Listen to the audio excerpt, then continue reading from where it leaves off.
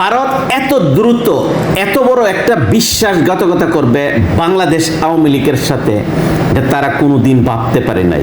আসলে সত্যি রাজনীতিবিদ এবং পলিটিক্সে কত বড় মানুষের ডিগবাজি খেলতে পারে, এটা আবার প্রমাণ করলো ভারত।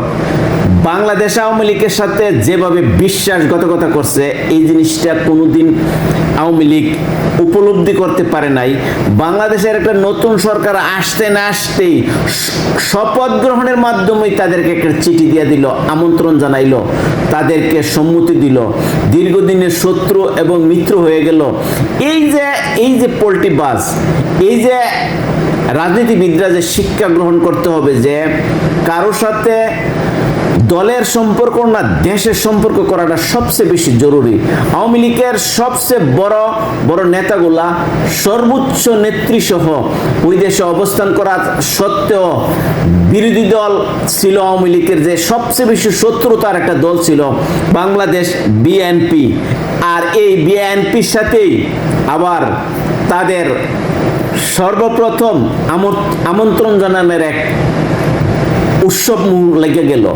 এই যে একটা পল্টিবাজ, এই যে রাজনীতিতে বড় ধরনের এক ধাক্কা, তারা এখন উপলব্ধি করতে পারতেছে আওয়ামী লীগের কাছ থেকে এখন তারা আর কিছু পাবে না। সেই জন্য বিএনপির সাথে তাদের একটা সুসম্পর্ক খুবই জরুরি, কারণ তারা উপলব্ধি করতে পারতেছে এই বাংলাদেশ থেকে তারা মিলিয়ন মিলিয়ন ডলার আয় করেছে। এই মিলিয়ন মিলিয়ন ডলার তাদের লস হচ্ছে, তাদের হসপিটাল, তাদের চিকিৎসা হাতের যে ব্যবস্থা, তাদের যে একটা পর্যটকের খাত আছে এই জিনিসটা, এবং তারা যে আইটি সেক্টরে বাংলাদেশে বিভিন্ন জায়গায় কাজ করছে বা কর্মজীবী ছিল, তারা যে মিলিয়ন মিলিয়ন ডলার নিয়ে গেছে, এই জিনিসটা তারা দিন শেষে উপলব্ধি করতে পারতেছে যে নতুন সরকার আসার আগেই তাদেরকে আমন্ত্রণ জানাইছে জনাব তারেক রহমানকে যে সুবিধাজনক টাইমে ভারতে যেন আইসা সফর করে যা। এই যে এক পল্টিবাজের অবস্থান, আসলে এখন যেই ক্ষমতায় আসুক বিএনপি অথবা আওয়ামী লীগ অথবা জামাতে ইসলাম, যে কোনো সরকার ওই ক্ষমতায় আসেন, পার্শ্ববর্তী রাষ্ট্রের সাথে অবশ্যই তাদের একটা সুসম্পর্ক থাকবে, কিন্তু সুসম্পর্ক এমন থাকবে না যে আমি যাই দিলাম আর যেন জনমে আর কেউ না দিতে পারবে, অথবা এরকম দিয়েন না দেশটা বিক্রি করে যেন আরেকজনের সাথে আমার ক্ষমতায়ন থাকতে হবে, একটা দেশের মাতৃভূমি বিক্রয় কইরা, যে জিনিসটা বিগত দিনগুলোতে আওয়ামী লীগ সরকার দিছে, ভারতকে সর্বশেষ সবকিছু দিয়ে দিছে, বিনিময়ে আমি ক্ষমতায় থাকতে হবে। এই নীতিতে কোনো রাজনীতিবিদ যদি, কোনো রাজনৈতিক দল যদি এরকম চিন্তা করে, অবশ্যই তাদের পছলাইতে হবে।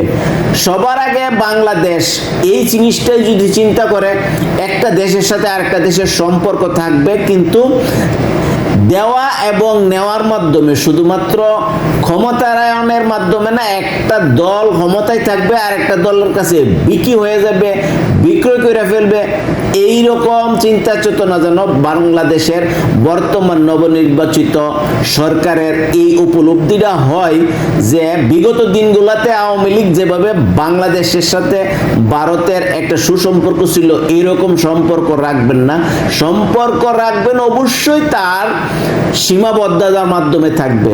এই কারণে এখন আওয়ামী লীগের যারা নেতৃবৃন্দ ভারতে অবস্থান করতেছে, তারা এখন উপলব্ধি করতে পারতেছে যে ভারতকে আমরা কি দিলাম, আর ভারত আমাদের শত্রুদেরকে ডাইকে আমন্ত্রণ করে আমাদেরকে তাদের দেশে অবস্থানরত অবস্থায়।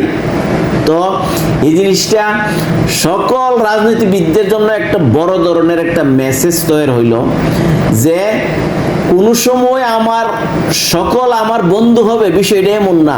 ভারতে কিন্তু এখন দ্রুত আওয়ামী লীগ থেকে কাইটটা পড়ার জন্য, আওয়ামী লীগকে ভারত থেকে বিদায় করার জন্য তাদের একটা নতুন পায়তারা চলতেছে। হয়তোবা এই ফাঁদে যদি বাংলাদেশের নবনির্বাচিত বিএনপির চেয়ারপারসন জনাব তারেক রহমান এবং বর্তমান প্রধানমন্ত্রী ওনারা যদি উপলব্ধি না করতে পারে, আবার বাংলাদেশে আর একটা সংকটময় অবস্থা হবে। আশা করি প্রত্যেকটা দেশের সাথেই সম্পর্ক থাকবে, সম্পর্ক যেন এমন না হয় সবকিছু রাষ্ট্র বিক্রয় করে যেন কোনো সম্পর্ক না করা হয়। সম্পর্ক থাকবে একে অপরের সাথে ভ্রাতৃত্বের বন্ধন এবং দেওয়া এবং নেওয়ার একটা সম্পর্ক থাকবে। আমার ইচ্ছা আমি বুঝে পাবো এবং তাদেরটা আমরা বুঝাই দেব, এরকম ওই জানে থাকে। ধন্যবাদ, সবাই ভালো থাকবেন।